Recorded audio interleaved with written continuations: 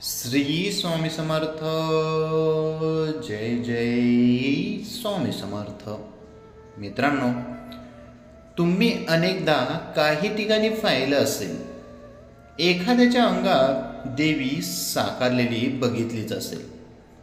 अंगात देवी संचारनाचे हे किस्से तुम्ही अनेकदा ऐकले तसेच पाहिले सुद्धा असेल.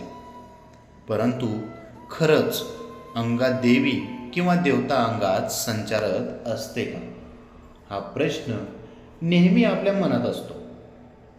अंगात देवी देवता संचार करणे किंवा अंगात येणे यामागचे खरे तर विज्ञान आहे. हे सर्व विज्ञानांच्या काही गोष्टीमुळे होत आहे. यामुळे नेमके कोणते कारण असते हे आपण आजच्या या लेखात पाहणार आहोत.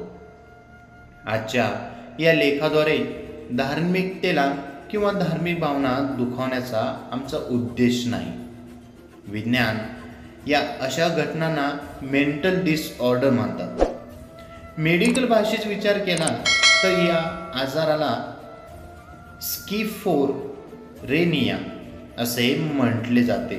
हा आजार ज्या व्यक्तीला होत असतो त्या व्यक्तीच्या मनाभोवती हा विचार सुरू होतो की आता देव माझ्या अंगात संचारणार आहे. हे असे त्या लोकांमध्ये दिसून आले आहे की जे लोक पूजापाठमध्ये जास्त विश्वास ठेवतात.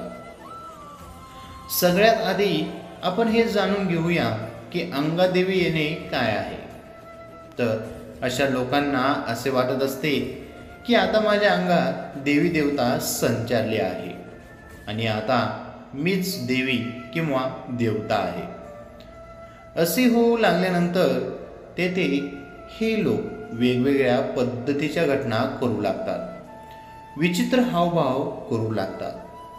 हे तुम्ही अनेक ठिकाणी आणि अनेक वेळा पाहिलंच असेल.